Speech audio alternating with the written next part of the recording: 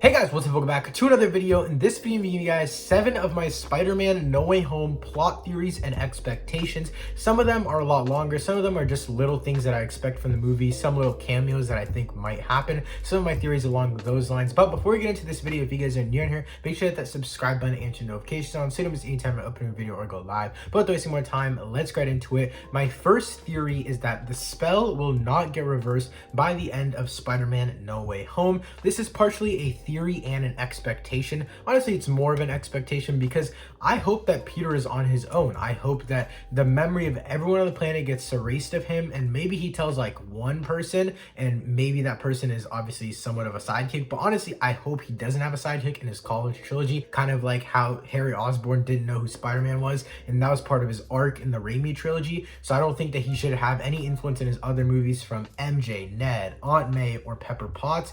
I do think that Aunt May should still be in the movies, and he should feel some sort of guilt for not being able to tell her, just because I don't want Spider-Man to be able to use Stark Tech, and the reason that he won't be able to use Stark Tech is from Pepper Potts. Now, I did make a TikTok about this theory specifically, and someone in the comments, the guy did ask, he said, why wouldn't they give Peter Stark Tech? Pepper Potts would still help Spider-Man out. But technically, if they don't know that Peter is Spider-Man, they have no connection. The reason Tony Stark gave Spider-Man some of the things, like all of the objects and suits and mechanical parts, everything, the reason he gave him all this opportunity is because he liked Peter. Obviously, he likes Spider-Man too, but without the Stark Tech, without anyone knowing that Peter Parker is Spider-Man, he's basically just a vigilante on his own. And so that's why I think it'll work if they just keep the spell like it is and no one else knows who he is. Also, he'd be completely on his own, which I'd love to see. My second theory is that Ned becomes the Hobgoblin. Now, this and the third theory go together. So my third theory is that who will become the Sinister Six? I think that it will be Hobgoblin. Hopefully, that's my theory. But it could also be Mysterio or Scorpion. Now, the reason I think it could be Mysterio is I don't think Mysterio is dead. I really don't. Hopefully he's not, because I actually really love him as a character. And I also love Scorpion. They teased him at the end of Spider-Man Homecoming. I love Scorpion in the comics. I love him in the Spider-Man PS4 game. And so I hope they use Scorpion, but if not, I would love to see them save him. And Scorpion to be a main villain, that would be so dope. But the reason that I think Ned will become Hobgoblin in this movie is because I think that after Ned forgets that Peter Parker is Spider-Man, Green Goblin and Norman Osborn will intoxicate Ned, and then he'll tell Ned that Peter lied to him and that he is Spider-Man, and Peter didn't want Ned to know. Ned feels betrayed, so then his arc becomes him becoming the Hobgoblin. Now, I also think that once Ned forgets that Peter Parker is Spider-Man, I think that he won't be friends with Peter, because obviously Peter will be antisocial. He won't see Peter anymore. So they could go about this in two different ways. They could make it to where they just go to separate colleges, or Ned goes to like separate colleges and then comes back in like a year 2 movie or something like that in college.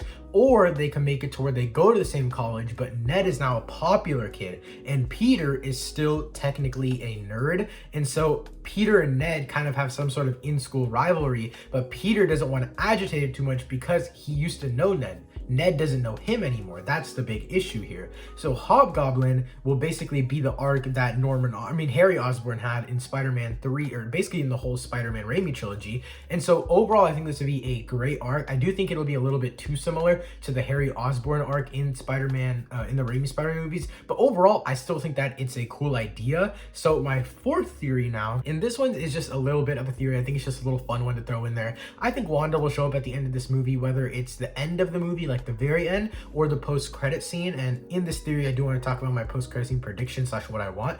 If someone is controlling Doctor Strange, if it's Mephisto or Nightmare, whatever demonic thing, if it is controlling Doctor Strange, I think that it'll morph out of Doctor Strange's body at the end of the movie or the post-credit scene, and then we'll see the real Doctor Strange locked up, and we can maybe see Wanda freeing him from the cage or something along those lines. Or at the end of the movie, I would just like to see Wanda and Doctor Strange doing something in the multiverse, because we know that Doctor Strange is fighting Spider-Man in the trailer on a train in like the middle of the desert. Also, I do think that Doctor Strange is acting a little bit sus, but I don't even know for sure, so I'm not going to stay on this theory for too long. So my next one, number 5, my next theory is that I think that the spider sense scene in the trailer where he's talking to the lady in the car and he just looks over, I think that scene is 100% fake. I don't think it's like not in the movie, but I don't think it's Tom Holland Spider-Man. I think that it's Tobey Maguire's Spider-Man, and I think Doc Ock is either talking to all of the Spider-Men in that one shot where it says, "Hello, Peter." I think he's either talking to just Tobey Maguire's Spider-Man or all of the Spider-Man, which would be absolutely insane.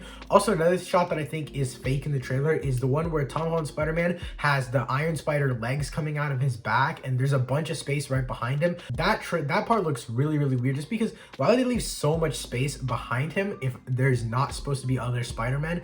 I'll put up on screen right now as well an edited, like a re-edited version of all three Spider-Man staying together. It's a fan-made one. Shout out to whoever made it. It looks absolutely sick. And that's my predictions for like the 3 replaced scenes in the movie. But number 6 on my list is Miles is coming very soon to the MCU, and I think this movie will really introduce it. I don't think the lady in the car during the Spider-Sense scene, I don't think that's Miles' mom. People are predicting it's MJ's mom, and that could very well be the case, as MJ's mom is in danger. Maybe Spider-Man lets her die or gets super close to letting her die, and then MJ doesn't forgive him or something along those lines. But I do think that Feast is going to be really prominent in this movie for 2 reasons. I think that Spider-Man is going to lose all of his connections, right? So the only place he can work is basically like a homeless shelter, which is Feast, just like he does in Spider-Man PS4. Obviously there he can meet Miles. Also, the fact that Feast is going to be fairly prominent in this movie, at least in my opinion, is honestly, I think it's pretty valid. If you think about it, right?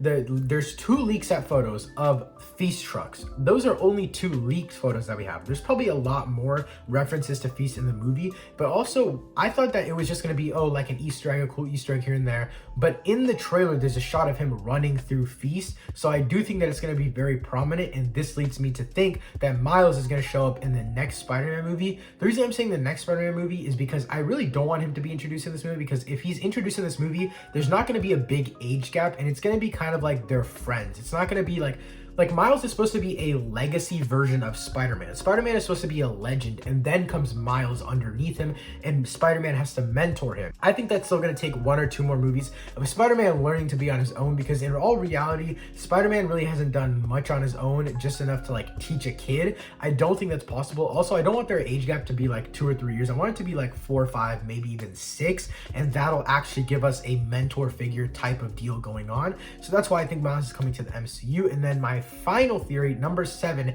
is that Mephisto could be Doctor Strange. This is again a very simple one that I mentioned before, but I do think that it is possible. I'm not going to say I think it's 100% the case, but I do think that there's a very high chance that either Nightmare or Mephisto or some demonic creature is in Doctor Strange. Whether you believe me or not, you have to think about it as a possibility at all times. And also, they have to set up some big villain for Multiverse of Madness, just because there's so much going on in that movie. We also got news from Daniel RPK that there's a rumored X-Men fight going on in the movie against Wanda. So some character from the X-Men is going to be fighting Wanda, which is going to be absolutely insane. That just shows how much stuff is going to be going on in the MCU, just the movie itself, just Multiverse of Madness itself. So I feel like if they set up somewhat of a villain in this movie, since the next movie after Spider-Man No Way Home in the multiverse trilogy / thing is gonna be Doctor Strange Multiverse of Madness, if it sets up directly, I think that would honestly be kind of perfect. But yeah, those are my 7 different theories / expectations and plot predictions and all that kind of stuff for Spider-Man No Way Home. Let me know some of your plot theories in the comments down below, and I'll make sure to respond to it. We can have a nice conversation. Thank you guys so much for watching. If you guys are new here, make sure to hit that subscribe button and turn notification on, so you don't miss anytime I open a video or go live. Thank you so much for watching. I'll see you next time. Peace.